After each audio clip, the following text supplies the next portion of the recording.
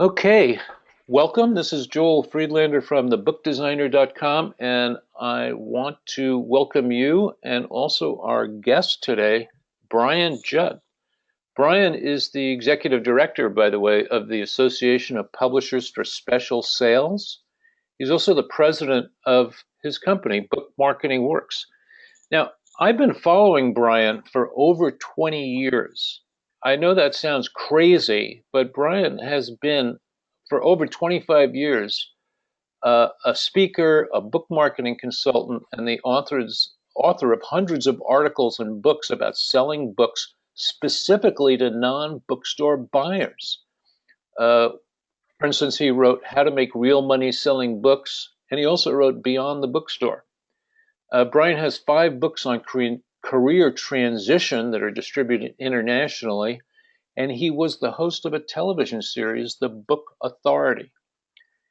Uh, Before entering the publishing industry, by the way, Brian was the vice president of marketing for a Fortune 250 company, so he actually knows a lot about this. Without further ado, and specifically because Brian has massive expertise in selling huge numbers of books outside bookstores, I'd like to turn it over to Brian now. Brian, take it away.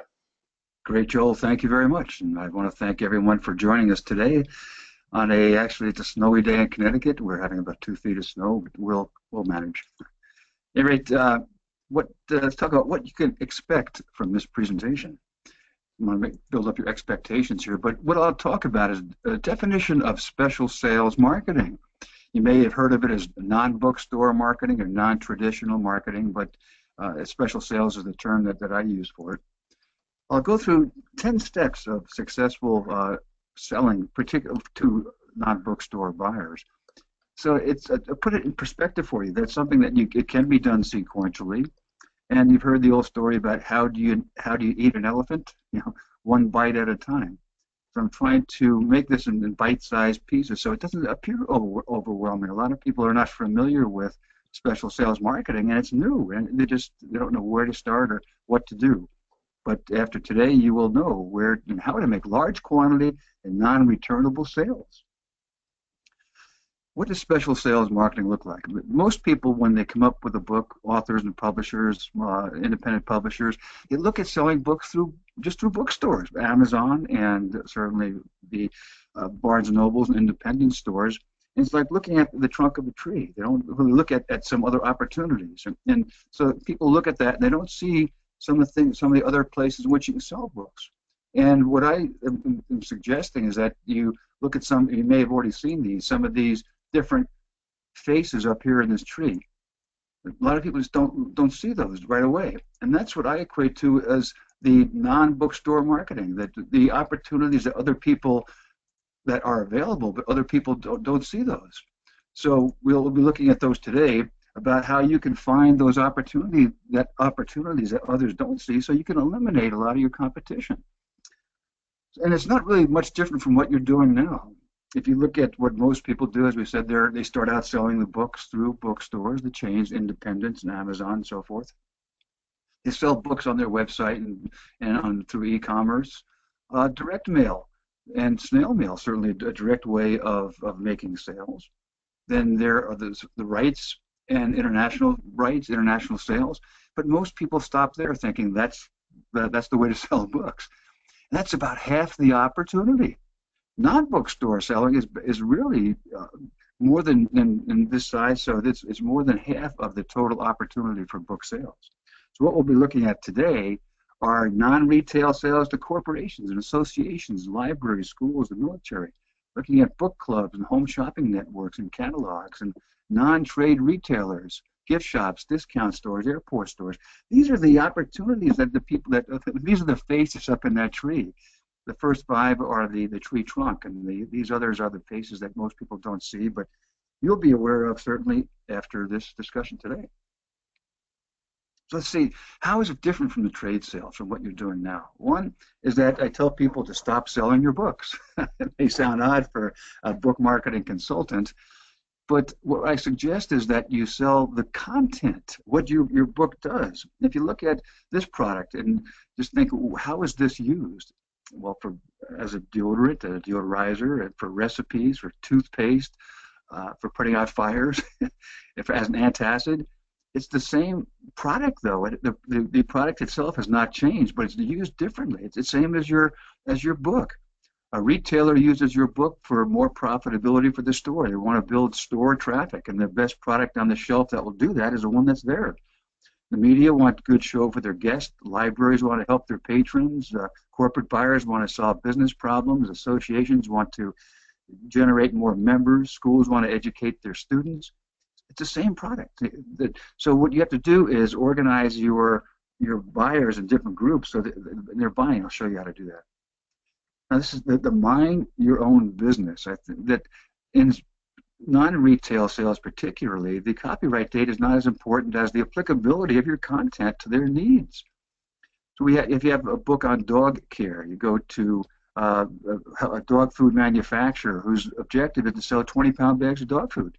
So convince them to put a coupon on the dog on their bag for a free download of an ebook, and then they sell more of their dog food.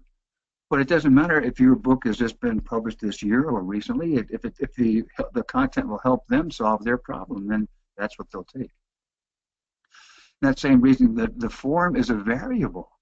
That they may want to print a book, an e-book, an audio book. A corporation may want your content in the form of a webinar or a workshop or a seminar. I sold my job search.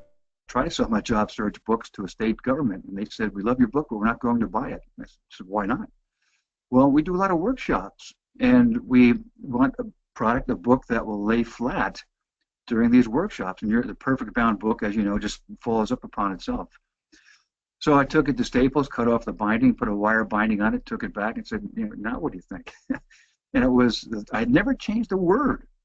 I just changed the binding, and they said, "Okay, we'll take it." They put an order in for 8,000 books a quarter, and I took that same concept to other states and sold tens of thousands of books, hundreds of thousands of books.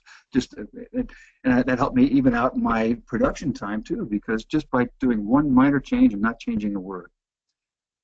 So it takes a long time to put a program like that together, right? Like the dog food program. It may be a year or more to make a sale. So don't think these are going to happen very quickly. And dual distribution in the sense that I'm not suggesting you don't sell to bookstores. I think you should, but just don't count on that for your revenue and for your profitability. Each sale is different. When you call on an association, they want to solve a business problem. They want to increase their sales, where a association may want to increase membership. The military wants to give the fiction to have their sailors on board read more fiction. So each sale is different. And you can get large quantity non-returnable sales, and I'll show you exactly how to do that. So what are the steps we'll be looking at today? First of all, understand what special sales is. I'll go through a little bit of a preamble that we've done so far. Then what we'll do next is define and segment the target buyers, and we'll look at retail first. And you can create distribution. We'll show you how to do that. And then you may be done. That's all you want to do. Then you promote and do all the follow-up so you get the readers into the stores. Or you may want to get into the non-retail segment and prospect for buyers, and I'll show you how to do that. And you set up the initial meeting, and in many cases you can sell books right there. If it's a small quantity, they may want to buy a couple cases, 100 books, 200 books, just to test, and then the sale is done. So you promote and follow up and go back and prospect for more. But what if they say they wanted to look at some long-term opportunity and for large quantity sales? Well, then you create a proposal for them, you make a sales presentation, you negotiate the order, and then you get the order and follow up. So those are pretty much the steps we'll be looking at and going through today, but we've already gone through this understanding. So step one, define your buyers. And think of the 5 W's: who, what, where, when, and why. Who are they? Are they male or female? Are they an older demographic? Well, if they're older, maybe you want to have a large print edition, or maybe use print media. If they're younger demographic, then perhaps focus on mobile marketing. What do they buy? Well, do they buy printed books, e-books, audio books, downloads, whatever? Where do they buy? Well, do they shop in gift shops or supermarkets or they go to? Are they travelers who go to airport stores? Well, that's where you need to have your books. When do they buy? Well, it could be for the fourth quarter holiday season for gifts. When I was selling my job search books to colleges, there was a big spike in sales around April, May, June timeframe when the students are getting ready to graduate. So it was, I tried to even that out. I thought, I went to state governments and others to buy that. Then thinking, why do they buy it? The fifth W is why do they buy it? They try to solve that problem like that dog food manufacturer. And I think, who else can use my content? I thought about that, and I thought, who wants a college student to get a job more than the parents, more than the student does? Well, it's the parents. So I got a direct list of the parents of graduating college seniors and sent them a direct mail package and sold tens of thousands of books to them. Then a prison librarian called me one time and said they wanted to buy a book, my job search book. I said, why? And they said, well, prisoners get out of jail. We want to make sure that they know how to get a job. And I never would have thought of that, but I sold 1,500 books to other prison librarians. Then thinking about international books, I had Job Search 101 and others translated into Spanish. So always thinking about who else can make that. And organize these people into groups. Here's some like segments for a children's book. You see, each of these buys for different reasons. The Children's Hospital buys for different reasons than what the PTA or the children's libraries or homeschooling or toy stores. Or so they organize them in groups, so when you contact them, you're talking in their terms.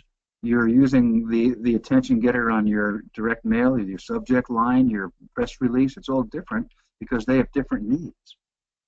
This works for fiction also. I had a book about a cannon train in the Revolutionary War. They were taking cannons from Boston to Fort Ticonderoga, and where George Washington was.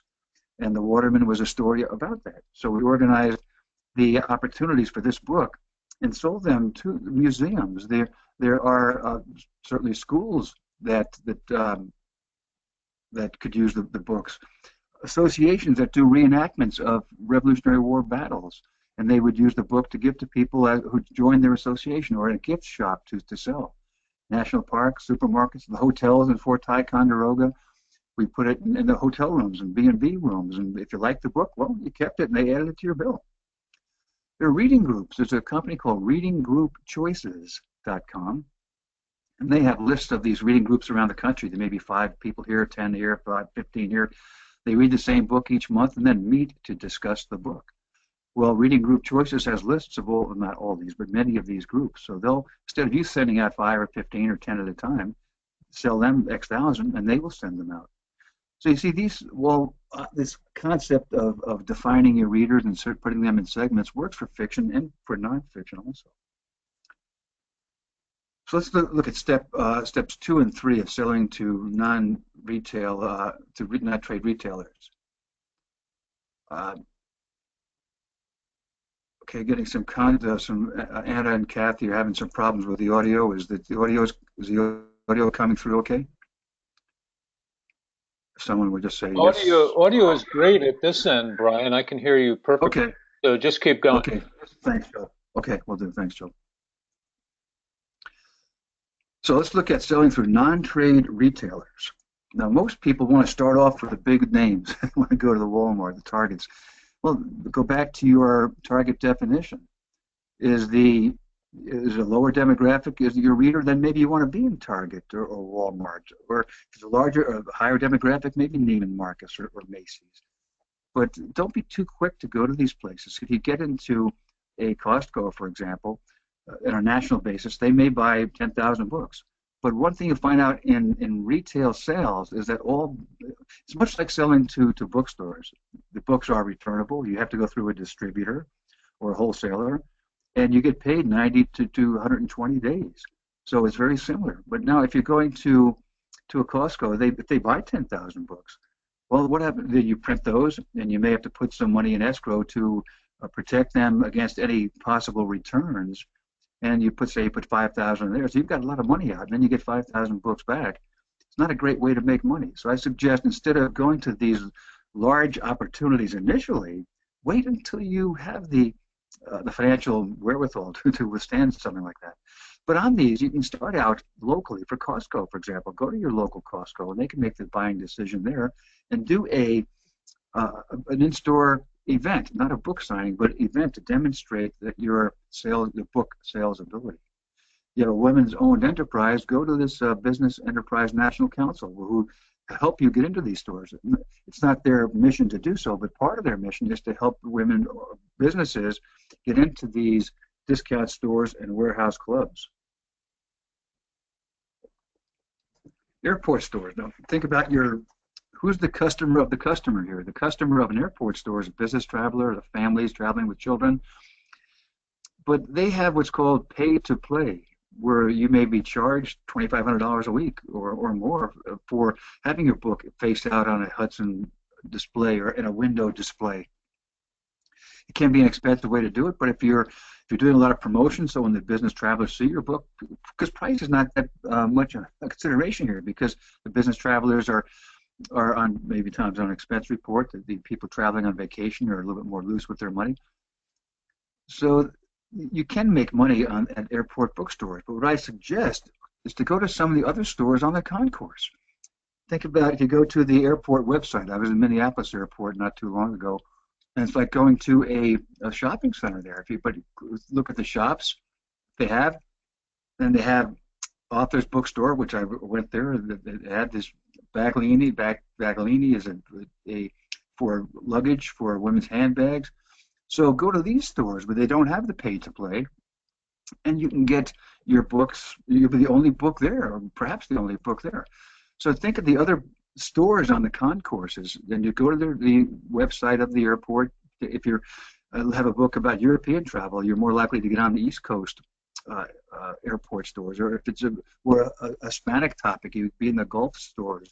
So you may not get it all the stores nationally, but think about where your readers are more likely to be, and that's where you target your airport bookstores and other stores. Supermarkets are good for travel books, cookbooks, children's titles do well. You may have a book that's on how to cook seafood. Well, get a counter display. Go to someone like bookdisplays.com and set up a counter display that they could put right on the counter by the seafood. So supermarkets can be a good opportunity. Here's a program that Kroger has. They have a Book of the Month club. Kroger's certainly a big name brand in supermarkets, but they have the top names certainly, but they have other names, other books that they have in this Book of the Month club. So Kroger's can be a good opportunity for if your content is appropriate for their customers. Choice Books is a distributor for pharmacies and for supermarkets, but also perhaps for truck stops. And on the East Coast, we have, at least the Northeast, we have a lot of toll roads, and we have limited access roads, so they have service centers. And you pull off, and there are book racks there, and that's where I found. Well, I found this Choice Books rack at a CVS pharmacy. But if you go to their website, they have the instructions for actually submitting books to them, and it has the contact information here. You go up here for the publishers and the authors and publishers, and it gives you the contact information of what kind of books that they take, who to send it to. So it's a great way to set up distribution to supermarkets, pharmacies, truck stops, rest stops, and others. You can read more about it. They take a wide variety, primarily nonfiction, but they do a lot of spiritual books. They do personal finance and children's books. So don't count yourself out before you go look at their site. Now you can sell to the gift shops in zoos, museums, and parks. And if you're on the eastern side of the country, go to Eastern National. That's a website that lists they provide products, not just books, but products to the gift shops at these places in the East Coast. And if you look at something, maybe say Florida, see it lists all the memorials here, the parks, and it's a hot link directly to that. Or if you're on the West Coast, go to the Western Parks, Western National Parks Association, and scroll down, and it has this map, and you can go there and find out what has hot links directly to these museums. So getting distribution to or finding the distributors for these places is not difficult. Or if you have a book that's for museums or botanical gardens or children's museums, and go to Event Network, and they service the gift shops at aquariums and art museums, these botanical gardens, and they have all the information that you need for submitting your book is on these websites. So if you have content that's appropriate for these places where it's for families that they want, the price is not as important as the content. You want to have well-researched content, demonstrate the fact that if it is nonfiction, that you have done the research and all your facts are backed by research. Hardcover is preferred in many cases because they're looking to the people, their guests want to take home part of the experience with them, and so show them how to do that using your content. Okay, let's look at gift shops. Now here you really have to know the customer of your customer, because the customer of a Hallmark shop is much different from the customer at a Spencer gift store. The Hallmark is more the empty nester, grandmotherly type, but the Spencer gift is more the not X, but a little X-rated, but a little bit more of the racier topics, more for the younger groups. But hotel gift shops, hospital gift shops, these are all places that buy a lot of fiction. If you have fiction, that's a great opportunity for you. If you're looking for, just as a disclaimer, this is my business partner, Guy at msgpromo.com, but can get you into a lot of these places, or if he can't, he can direct you where to do that. If you're looking for gift shop distribution, go to this greatrep.com, greatrep.com. This is all the reps that service these types of stores, and you can go up here where it says Reps Wanted, and you can show your book cover, a description of your book, and reps who are looking for that type of content will contact you. So that's a great way to reach people. Now, another way to reach these people is to go to trade shows and gift marts. And if you go up here to where it says shows, it has a list of all these that are around the country. Now, you don't have to exhibit at all these, but if you go to the shop, go to the American Craft Retailers Expo in Philadelphia, go to their website, and look at the exhibitors and find out some exhibitors that have complementary, non-competitive products, and maybe they could sell your book there for you. Or attend there, ask if you can attend as their guest, if you can work their booth showing your product and give them a percentage of the sale, if they'll get you in free. But find one that's nearby you, and you can scroll down here. They're all over the world. If you want to, you can contact these and attend or exhibit at these shows. It could be a great way to reach gift shop buyers, gift shop reps, and expand your sales in that area. So a lot of specialty stores. Now these are, if you have books on home improvement, now you may say, well, Home Depot stopped selling books. Well, yeah, they did, but that doesn't mean you can't call on them. If you have a book about barbecue cooking, well, go to the product manager for barbecue grills and get them to buy X thousand books. So whenever somebody buys one of their grills, instead of going to Lowe's, they get a free barbecue cookbook with the grill if they buy it at Home Depot. So it's a cross-merchandising concept that you can apply to any kind of store. I mentioned that before with the cookbook on seafood. And so if you have books about pets, go to the PIDA, Pet Industry Distributors Association. That lists all their wholesalers, and you can get into all sorts of pet stores, the Petco's and PetSmart certainly, but also the smaller local pet stores. So anytime you have a book about any topic, do a search, and I'll show you shortly how to do that. Or if you want to get distribution for that, go to this. It's readerlink.com, and up here it has publishers. Go there, and that has their submission guidelines. It has the contact information of where to send your book, and they have distribution to a large number of types. I'll just kind of click on a couple of these, but you can see that they're the Kmart, Targets, the types of companies. Toys R Us, they'll contact those people. BJ's Wholesale Club, Walgreens, Safeway, so the Stop and Shop supermarkets, Roundy's, J.C. Penney's. It's such a wide variety of places in which you can get your book in distribution. These are all retail places that are in which you can get your book distributed just through this one reader link site. So that I think would be a great opportunity for you to for any retail sales. Now, Joel, this is a good spot to we can ask or I can take some questions here about retail selling before we get into non-retail. Well, So the only question I have so far is from Andy, who's in England, in the UK, and he's curious if there are any UK versions of the sites that you've been pointing to, which are phenomenal, by the way. There's just an unbelievable amount of information in this presentation. But Brian, is this solely for the US market, or is there anything that would apply to people in the UK? this is solely for the U.S. market at this point, Joel. Uh, Understood. so that was my focus on this one. But there are Good. opportunities for these internationally, but you could go to Frankfurt or London and certainly reach people there. All right, so we're focused on the US market. Let's keep Yes, going. we are. Okay, good. So let's go into step 4 about finding prospective buyers in non-retail organizations. So these are the corporations, associations, military schools. See, the big difference here is that they're specifically looking for your content. And the books are particularly, they're all non-returnable. They may be customized.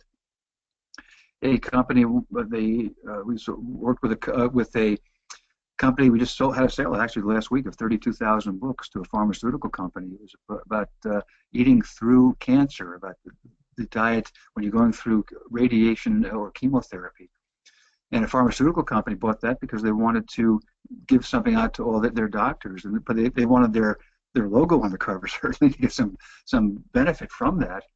So we had to customize that for that. So the books can be customized, non-returnable, large quantity, get paid in 30 days. Generally, the companies pay shipping charges in most cases.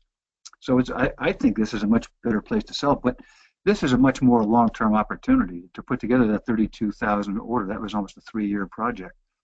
So others are shorter, but you have to have that long-term perspective in this side particularly. On the retail side, if you don't sell, the books don't sell in 90 days or less, then they're taken off the shelf because their objective is to get more of the profitability for that. So first of all, know why these companies want to use books. Look at companies first, and they want to use they want to generate more sales. The HR people may want to motivate employees. The restaurants want to bring in more people, so then they may put a couple coupons in your book. So their objective is to solve some business problem. The marketing directors may want to enter a new market or revive the sales of a declining product, or just increase the sales of any product. We work through the idea about introducing a new product. We work with a company, this is a consumer products company that was introducing a stain remover. And one of our clients had a book with Gapi barbecue recipes. So we created a little 4-page recipe book of Gapi recipes. And they bought 300,000 of these to test, saying that their stain remover will remove any stain caused by these recipes. So it was a fun way for them to introduce their product. If it works in their test market, then they'll order millions. Buying 300,000 to test was a pretty good order. How do they use books? Perhaps as a premium, where a company like the example with the dog food manufacturer, their objective was to sell more dog food, so they use that ebook as a premium to do that.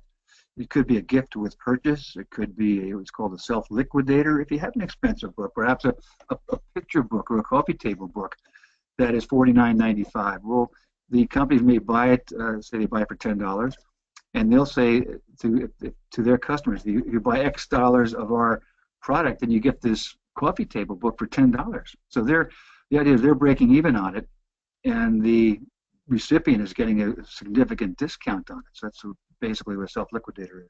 They may use it as a coupon. There are a variety of ways. Paulette Ensign had a book on the booklet on organizing an office, and sold it to a major paper company who bought the rights to using her booklet in the paper industry. And they printed it, and each page was a different sample of their paper. So they would give away a booklet, which had value to the recipient, but also it gave away samples of their paper, so it had the dual purpose. So that these are types of things that it can be a creative sale because you come up with these ideas and work with them or work with the reps to bring these ideas to the buyers. So where do you find the names of people? There's this company, Manta.com is a great site that lists 13 million or so companies in the U.S. So just scroll down to the bottom, and you can sort here by the types of products that they have, and you can go there, and it gives you the names of the officers, names of the marketing people, the sales people, the emails, phone numbers, websites, product information. This site is a real gold mine for you if you want to contact the non-retail, any business buyers. You can certainly look at standard industrial classification codes, North American industrial classification codes. NAICS has pretty much superseded SIC, but you may find both. Directories could be like Hoover's or the New England Manufacturers Directory, but find one locally for your product. And Thomas's directory is more is paid. You have to pay for that. But Hoover's you can list on there without a charge. So these are networking is a great way. Go to LinkedIn and find people and network your way in to the opportunity. I'll talk a little bit more about that later about how to network your way in. So let's look at associations next. These are groups of well, they're about, I think, about 120,000, a large number of associations around the country. And this might lead into some international sales if you're looking for for something in England to respond to that last question. So these associations can be international. But the cause marketing concept, if your content aligns with the cause of the association, well then get to work with it. Maybe they'll put a link on their website to your book, to your website, or allow you to use their logo on your cover or in your literature. You may donate a percentage of your sale to the association in response to that.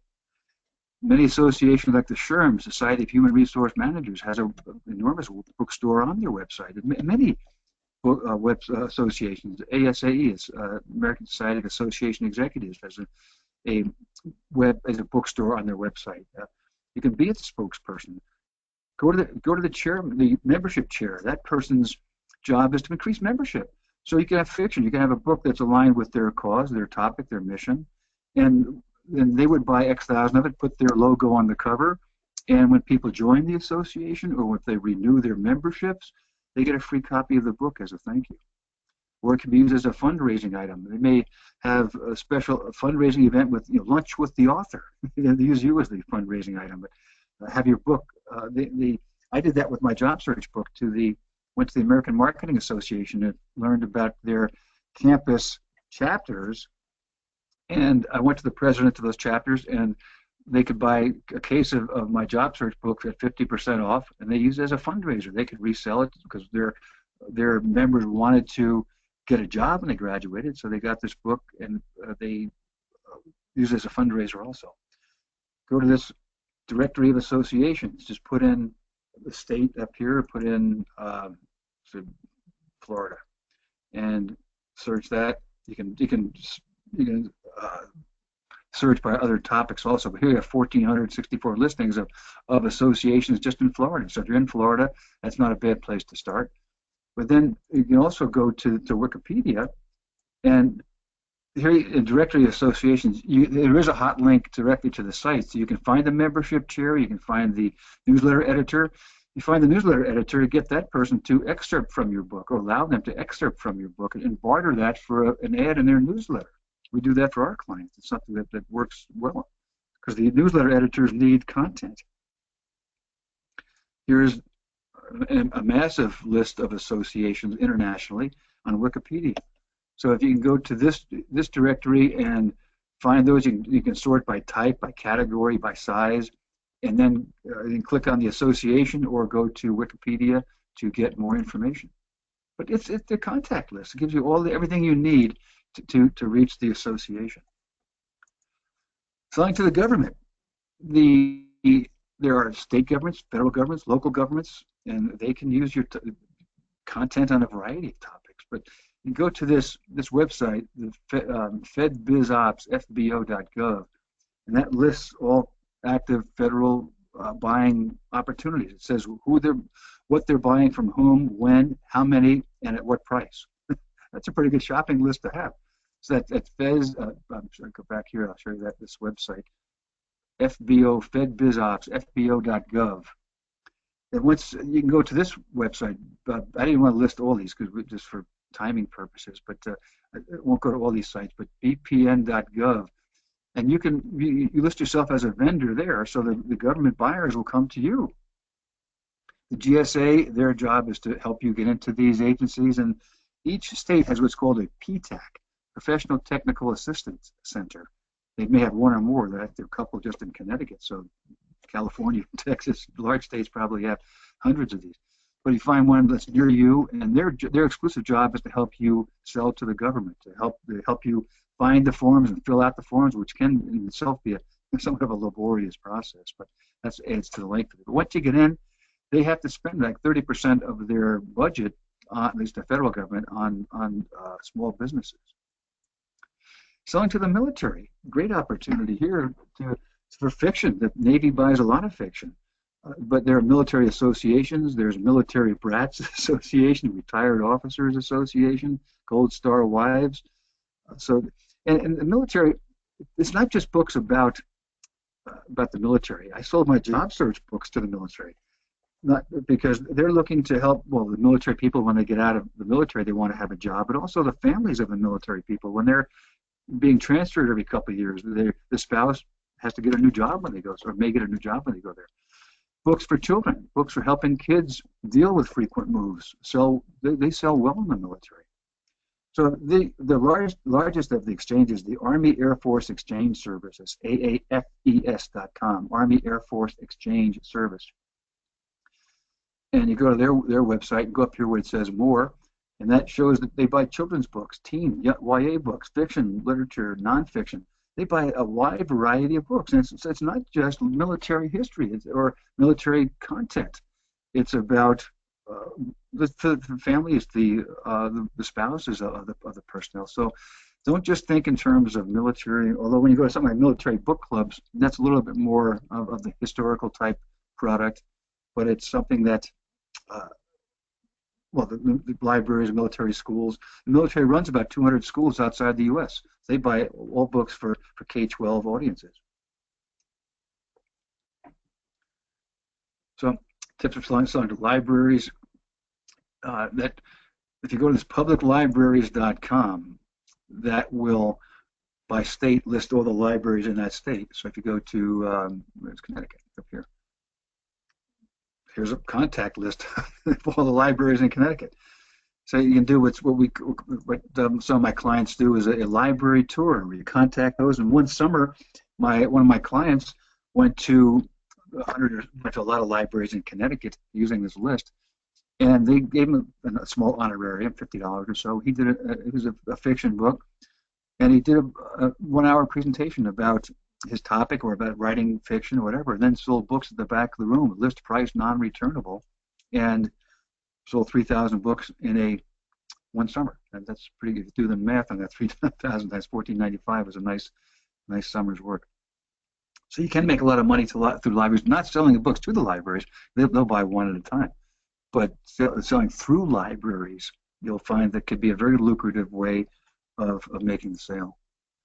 The academic market, most people just think of K-12, but there's a much larger group. If you want to sell to this marketplace, you can certainly do so through this American Reading Company, and they're a wholesaler to the K-12 marketplace, and they can take your books to them. But look at the other places. Homeschooling is an enormous opportunity. The distance learning, the adult education, the colleges, Follett, Barnes & Noble runs a lot of college bookstores. So these are all segments in the academic market, but these are the small round segments that I showed you before when I was looking at those types of segments. So now, once you have all these names of people to contact, what do? Well, do a little research. Go to LinkedIn. Find out a little bit about people. Don't stalk them, but when you reach them, say, well, I see you went to Xavier University, you got your MBA at Xavier. I went there too, or something like that. But when you call, have a good voicemail message. In 20 seconds, be able to say AIDA, attention, interest, desire, and action. A, attention, I've got a great book that's proven to help companies like yours increase their sales and profitability. Interest, I have examples of how I can help you do this for your book. The desire, I have other dot points about your content, and the action step. Please give me a call at 800, I could say 800-562-4357. Likelihood of them remembering that is not high, but if you call 800 job help, which that is, then they're more likely to remember it. But just to get through the door, get through the, have always, when you're trying to get to these people, don't say how great your book is, say how you can help them solve their problems. Most, they have problems with universal problems with communication or sales or membership on associations. When you're talking with them, you want to establish their buying criteria, and then we'll go back to that chart. I'll show you that again later. But these are that when you go through these steps, you're finding their criteria, why they want to buy it, and then you show them how you can help them buy. Create your proposal. Who are the people involved with it? What's their problem? What's the program you recommend? And what's your price? It doesn't have to be an enormous document. This could be done on one page. And you go through it when you go through your presentation with these people to demonstrate here the people. Could be the target, their customers. It could be working with a bank that we're putting a bookstore together for a bank. They want to help their prospects, their customers, and thank their employees. And so we're putting up a private label, a branded bookstore, and they buy all ebooks. So they give out little one-time use codes that people can download books for free. So that the problem that they have, they want to get more people into their bank. So we provided that program and told them what the price was. Very simple, very simple. It's simple but not easy, I should say. Then you present your proposal to the buyers. Think of the 3 V's: verbal, vocal, and visual communication. The verbal, the words that you use; the visual, that you, the vocal, the words that you use; vocal, the way you project those words; and visually, the way you look when you're projecting those words. So you communicate all 3 ways. Use AV if appropriate, and practice. You've always heard that practice makes permanent. Well, it does. Practice makes perfect. You've heard that, but practice makes permanent. So make sure you're practicing the right things. Now negotiate large orders. And here's what negotiation looks like. That's what negotiating books looks like. But here, when you first negotiate, you're all cost, and you have to work to demonstrate value, so you don't get any order. You're adding here all the value you bring to them, and then you don't get an order here. And the more you can increase the value, the more likely you are to make money at that point. So that's the basis of negotiating. We're certainly not going to go into all the elements of negotiating, but that's part of it. So step 9, follow up. You maintain the business. You make sure the order was delivered properly on time, that their logo is in the right place, that it was shipped to the right spot. And if they're growing the business, to work with them to get referrals, or as new titles come out, then you work with them to get that. And protecting the business. We've worked several times where we have the order in place, and the decision maker leaves the company, it gets promoted or wherever, and somebody new comes in. So you have to be able to work with that person to protect. We have to start all over again, back down and on the going back to the proposal stage for that. And step 10 is promotion, and it's not how much you spend on promotion, but how you spend it. And think of that. What has some promotion has long-term impact, short-term impact, some just for exposure, just for sales. So if you look at it this way, that the quadrant 1 may be for awards or TV radio shows. You think of niche awards and niche reviews also, not necessarily the major ones. Long-term exposure might come through social networking and trade shows, or coming up the newsletter, or writing articles. Short-term sales from direct marketing, telephone sales, seminars, consulting. Long-term sales through the large quantity corporate sales, or sponsorships, or book clubs, or catalogs, or selling your rights. So the idea is you want to use the right promotion tool for the right use, and you're much more likely to be productive in doing that, and making sure that you're hitting the right, using it in the right way, and that's going to make it a lot more effective and effective and efficient. That's all we wanted to go through now, but we can open up the questions momentarily. But I just wanted to show you one thing, that to go through all these steps may seem like a major problem. A major problem. I said before that it is simple, not necessarily easy, but if you look at it a step-by-step basis, it can be relatively simple. And you can do this. We have a package that lists all these 10 steps and describes in detail everything I've gone through here. And it's normally $399, but we have a special program with Joel and in his list where you can save $50. And so you get all 10 of these for $349. But wait, there's more. We also give you 5 leads customized to your book. So we'll go through this for you and find 5 hot leads, people that could be prospects for you, and we'll send those to you. So if you go to this link here, and that will give you a lot more information about what is in each step, so you can understand what the package is, and use the promo code Joel, and you'll get that $50 discount plus the 5 leads customized to your book. Joel, if you want to add anything to that before we go into the Q&A session. Yeah, I do, and we do have quite a few questions now. I wanted to point out that I believe the code is case sensitive. So you want to do capital J, then OEL. But here's the thing. Brian's training course, he just walked through the overview of what this whole type of selling is about and the many, many, many markets that most of us pay no attention to.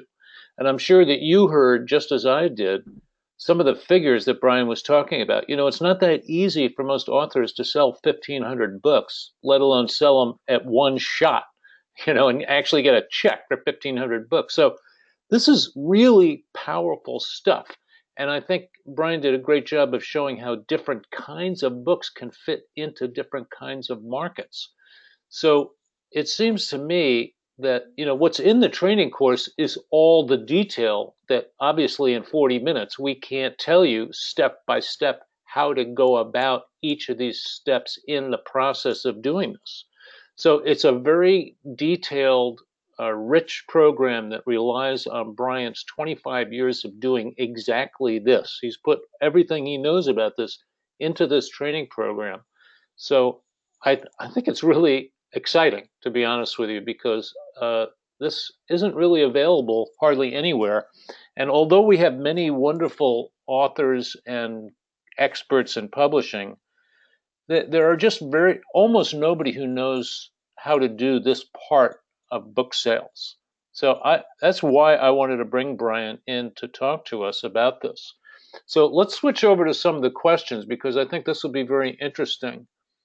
Like Diane was curious, when you were talking about setting prices, in retailing, we know about discounts, we have to give discounts, but how do you define price points for these type of sales? Great question. In corporate sales particularly, it's cost plus. You look at the pricing is based on quantity, and you want to find out what they're using now. In promotional sales, you were selling your book, you may be competing against other products, coffee mugs or keychains or umbrellas. So you need to find out what they're doing. And the way I found it, Joel, if I ask an author, I'll say, "Tell me about your book," and they'll say, "Well, it's 320 pages, it's 6x9, it's got great reviews, and it's only $14.95. And if you buy it now, I'll give you 50% off for 10,000 copies." But instead, then they're not going to buy that. But if you say, "May I ask you a couple of questions?" Sure. Do you use books as promotional items? No. What do you use? Well, we use coffee mugs. Well, what do you use those for?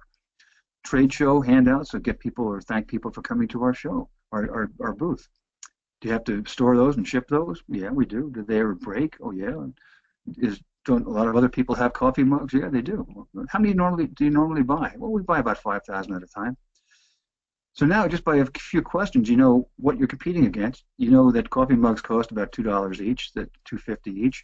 They buy 5,000 at a time, so their budget's $10,000, $12,000, and they have some problems with shipping and storage and breakage. So your pricing now, you know where you need to be. So what quantity do you have to go in to be at that price range of 250 a book? You maybe need to print a few thousand copies. So your pricing is negotiated. It's basically cost plus based on quantity ordered. Interesting. Very interesting. It's a completely different way of selling books, Oh, it really is, Joel. It basically. really is. Now, But in retail pricing, the distributors basically tell you what the discount will be, but you have so much more flexibility in the non-retail side. absolutely. Brian, have you ever seen somebody do this with a memoir? We have. It's the memoir is if it's about a famous person, it's a lot better. But if it's about the topic, we're working with some memoirs now. Actually, it was the 50-year anniversary of some Vietnam War battles, and we're working with the veterans groups there and with baby boomers groups, Boomer Cafe as an example.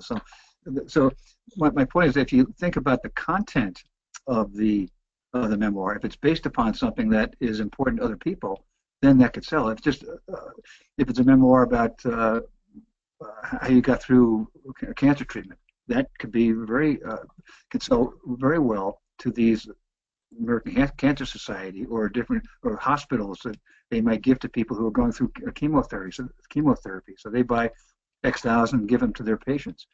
So the memoir, if it's about a topic of interest to other people, then yeah, it can work. Great.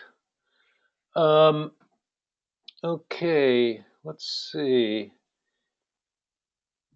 Ivana wants to know if a media kit would be useful in applying to these sites that you're talking about.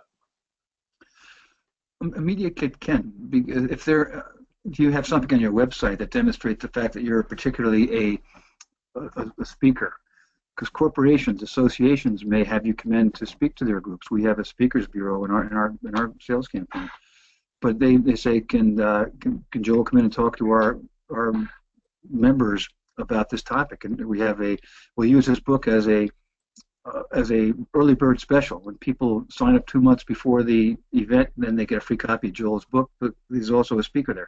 So if you have what we call a pitch pack for something like that, for pitching to, this is the non-retail version of a media kit.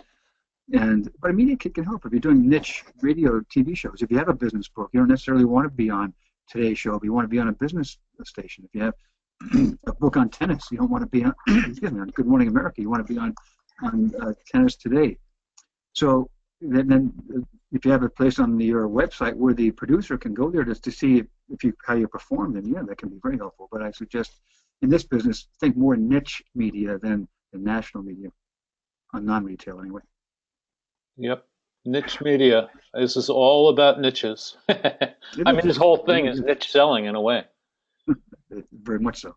Now, Brian, have you had any authors had success in special sales with ebooks? I mean, it seems like a little bit harder to do this with an ebook. We have the example of a trade show company that we talked them out of using the coffee mugs, and so they would have one-time use codes printed on a business card, and people can go to a website and have a choice of different ebooks from which they can choose. If you want to get bestseller status for this, go to Amazon and get prepaid codes and work with them, so you get the bestseller status for that. But the bank that I mentioned, that we had a branded bookstore for them, that people go to that, it looks like their bank, and they bought these X number of one-time use codes, and they hand them out to people, so people can go there and download the books. These are all ebooks, and they get them for free, but the bank pays for it. So those are some ways of doing it. Very good. Actually, we're doing it with a chain of children's shoe stores, and they have 5 stores. And when the parents go there to buy shoes for the kids, they get a card and they get cards punched when they buy X dollars of a certain amount they spend a certain amount of money there. And when they do that, the kids can choose books from our catalog program, and they can choose printed books or ebooks. So they have that, and the campaign is taking care of your kids from their head to their toes.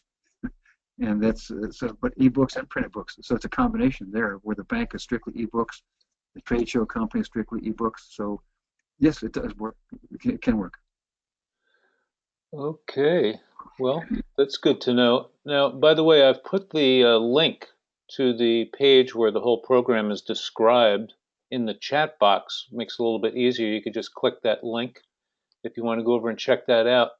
Here's an interesting one, Brian, from Linda. She says she has a computer malware removal book and wants to know if Staples or Office Depot would be a good specialty store. It would, sure. Check out Select Media as the wholesaler to Staples and the office stores. But there are a lot of other office supply stores. Select Media will get you to the smaller office supply stores too. But yeah, that'd be a great idea. Just check out Yeah, Select I Media. mean, it seems kind of a natural. I mean, you know, people Yeah, shopping there are seem like a pretty prime target for yeah, malware removal. I mean, yeah. yeah, Actually, I interviewed the buyer there for and help in my how to make real money selling books. So you can say, well, I read all about you about your interview with Brian, and that's a good way to break the ice when you try to get through to the buyer there. You leave a excellent. message. I read your interview in the book. Here's another niche question, and this is from Karen, who wants to know, is there a way in this kind of non-traditional process to reach buyers for like a Catholic apologetics book? Catholic apologetics book. Well, Obviously, a religious market. I mean, yeah, sure. There are many religious associations, churches. Certainly, my church just bought 700 copies of a book and gave it to the parishioners, and they set up meetings weekly that people get together and talk about the book. So I'm not sure that the content of that, but again, define your target readers, what they're looking for, and how you can get to them.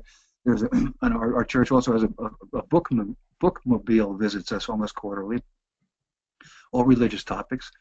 There are retreats that are run by different orders, and certainly uh, they may use the book and sell it in their gift shop or use it as a thank you. If you attend their retreat, you get a free copy of the book. I'm just not really familiar with that content would be, but those are some ideas for it. But the religious marketplace is really big. it's big, and it seems to be getting bigger, to be honest with you. The Yeah. the more action, more books, more sales, it's really growing. So that's a very fertile market.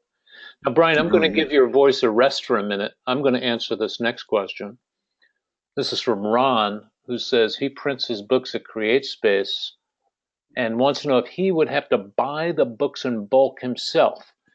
And Ron, I have two suggestions for you. One is no, you don't have to buy the books. And in fact, if you had a small order, for instance, I've got a book that I sell to publishing groups, and I get orders like 10 copies at a time. And you could just go in and order the books.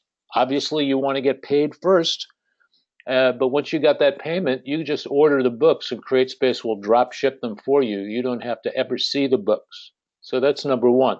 Now, number two is for many of these kind of sales Brian is talking about, like if you get an order for 1,500 books, please do not print those books at CreateSpace because just by doing that, you will cost yourself hundreds and hundreds of dollars or more for no reason whatsoever because CreateSpace just that's not something they do. I would advise there are two other ways to handle this. Probably the easiest way for a print on demand publisher like you, Ron, would be to upload your book to Ingram, Ingram Spark. It's very similar to CreateSpace. The books are as good or better.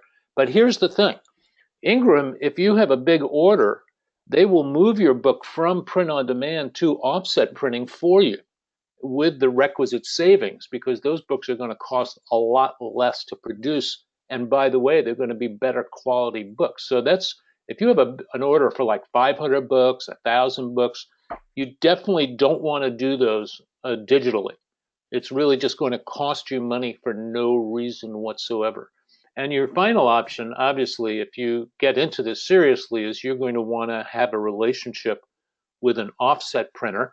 You can use the same files you sent to CreateSpace. They can use those files. You might need to adjust the spine width a little bit, but you're going to get a better quality book and you're going to get a far, far lower price. So, for instance, if you have a book that costs you, let's say, $350 to produce at CreateSpace, an offset printer is probably going to do it for about half that price. So that extra $1.75 per book is going straight into your pocket. Okay, next. Let's see. Thank you for the break. Sure. Now, Jay would like to know, are self-improvement books good to include at corporate golf events? That's a very specific question. Sure. How about Uh, golf improvement? That's what I would be selling there. yeah, we actually have success selling golf books. There's a book about how to build relationships, business relationships through golf. But that sounds like just, I wouldn't limit it just to golf outings. I would contact the human resource people. Go to the Society of Human Resource Managers, SHRM, I think it's .org, SHRM.org.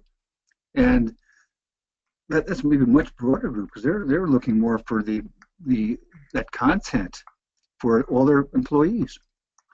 So it's something that I think could be like, for example, we worked with one HR manager that um, wanted to reduce absenteeism, increase productivity, and wanted to reduce their healthcare costs. So we worked up a program that they had 10,000 employees. So we worked up a continuity program where each month each employee, 10,000 employees, got a book on walking.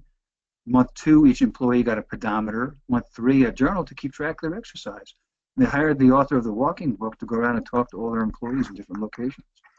So their objective was, they reached their objective of lowering absenteeism and increasing productivity. So I think that your book, your content might have that same impact on the company, and the point of entry would be the HR department. Excellent. Excellent.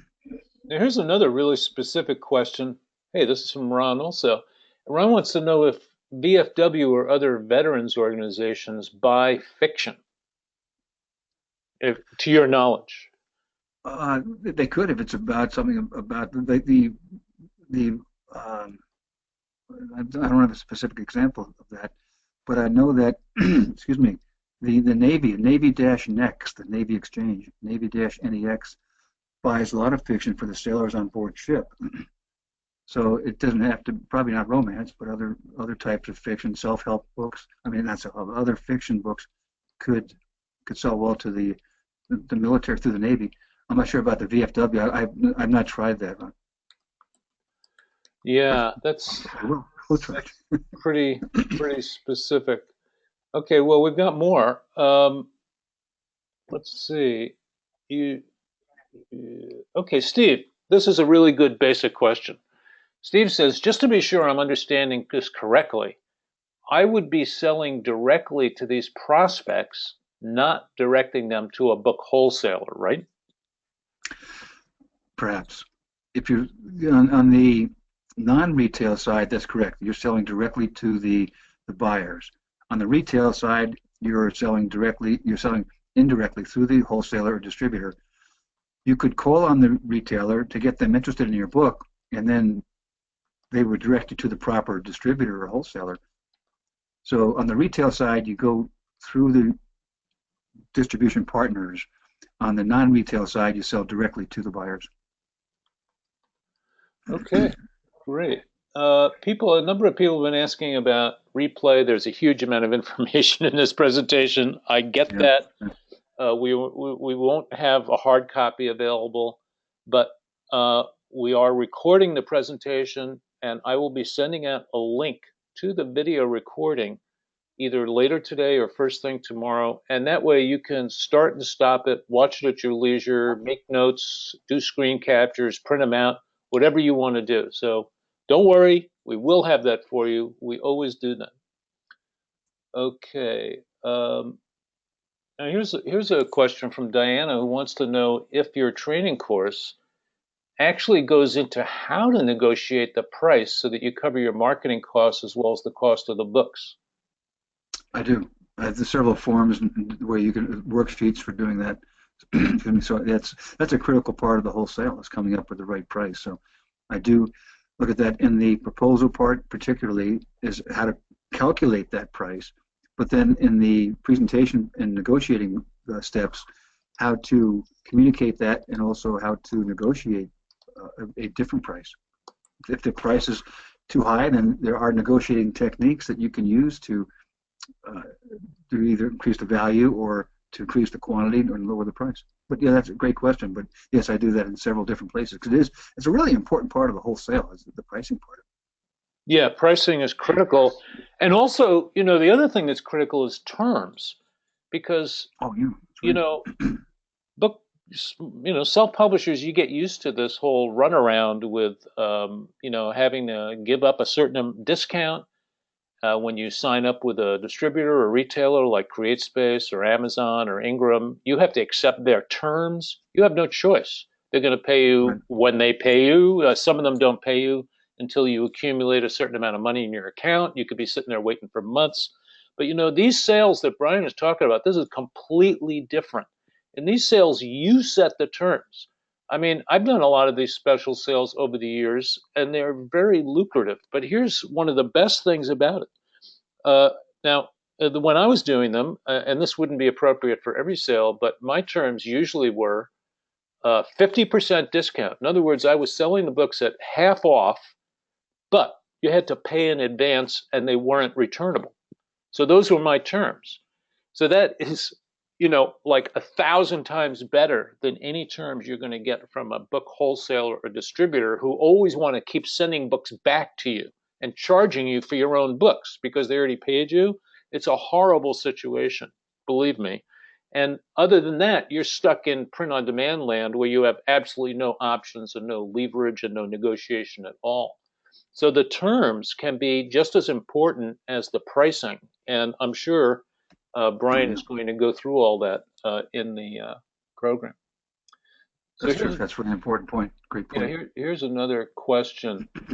And this is from Jay, who wants to know, you're giving us all these places to contact, but who is it there who's making the purchase decisions and what kind of process do they go through? I mean, you just send your book in and just wait and see what happens, or what kind of process is there, Brent? That's that's it's a major description. That it is in the STEPS program, but it's something that you need to.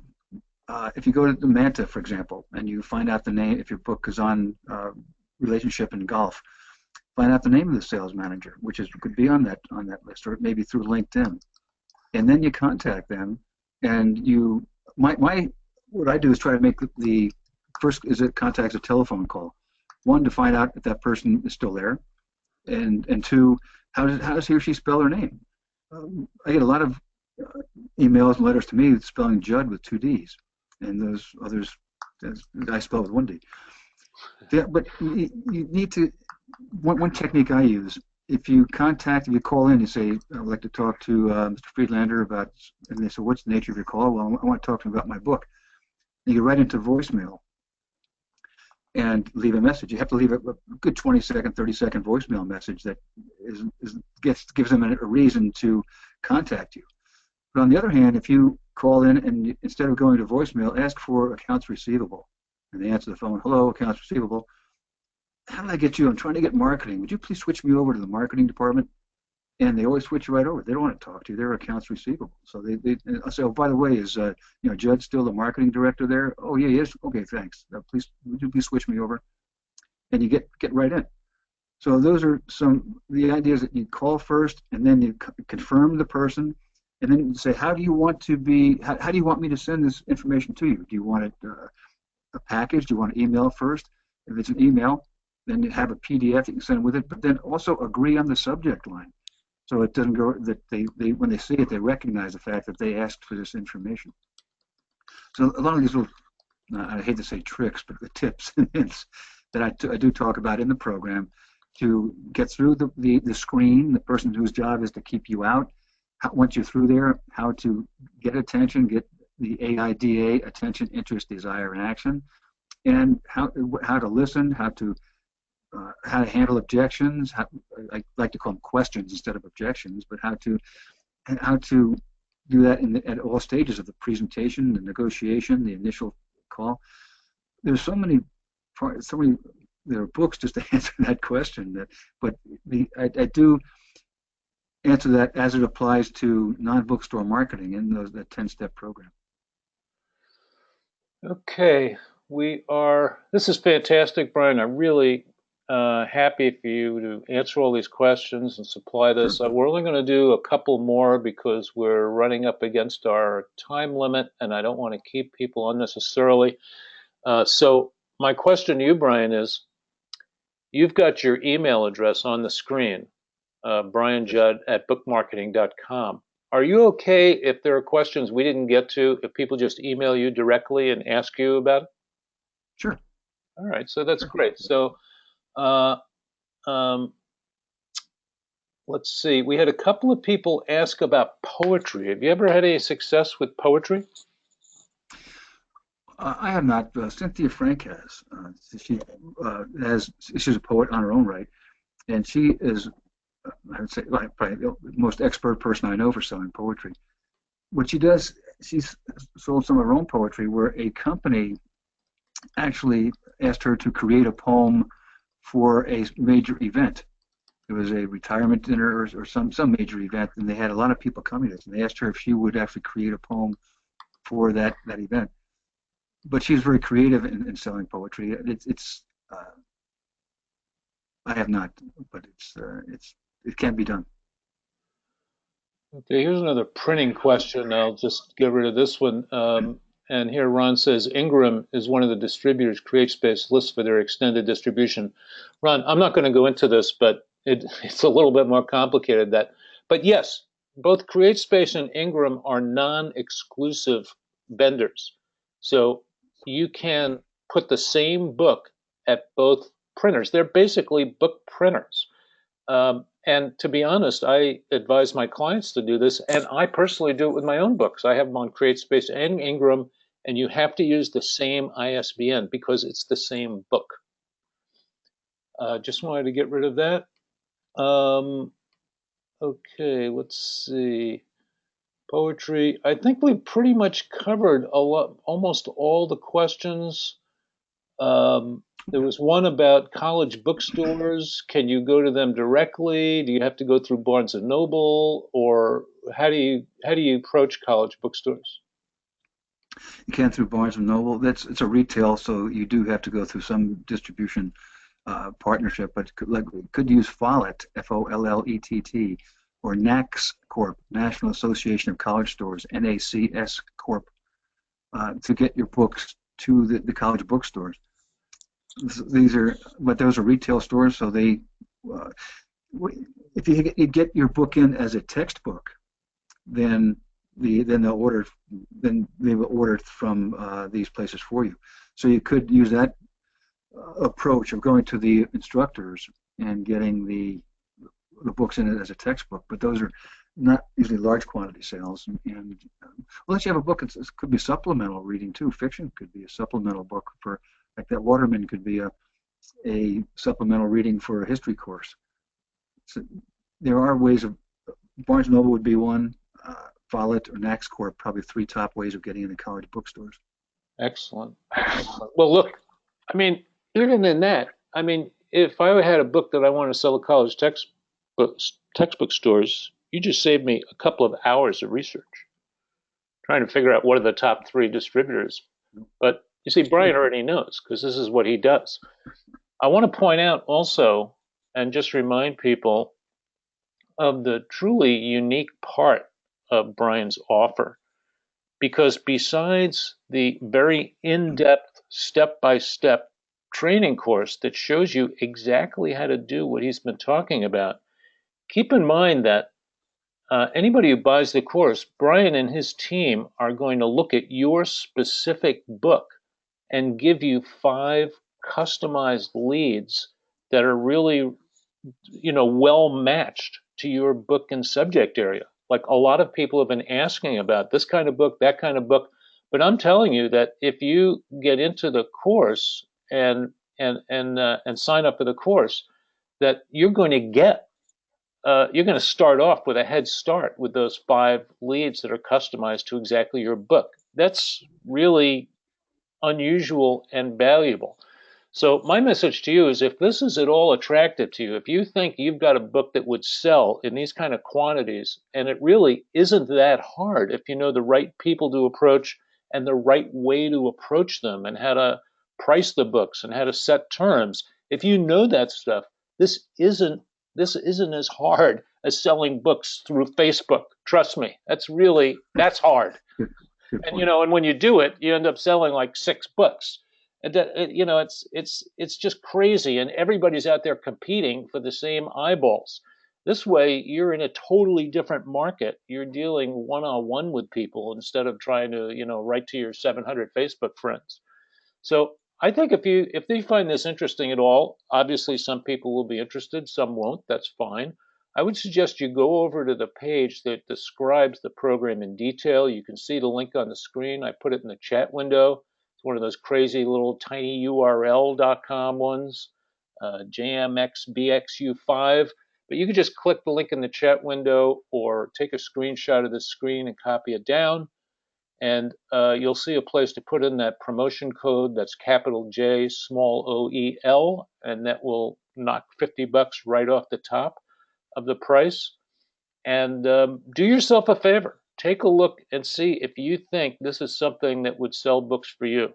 I mean, let's face it, if you got one order for 200 books, you'd probably amortize the cost of this program right there. And that means the next sale you made would be all profit. I love that. So, Brian, I want to thank you sincerely for doing a fantastic job on the presentation. You gave us a huge amount of information. And like I said, we've recorded the video. I know there's a lot of content on these slides. I'll be sending out a link to that replay either later today or first thing tomorrow. So watch your email. And anything else you want to add, Brian, before we wrap it up? No, Joe, I just want to thank you very much for inviting me to speak here and for everyone who attended. And I look forward, if you have questions, feel free to email those to me also. Yeah, get in touch with Brian Judd at bookmarketing.com. And that's 1D, Brian Judd with 1D. Don't go wrong Right. there. I've done that myself over the years because I forget. And I want to thank everyone for coming and taking time out of your day. And I'll see you next time.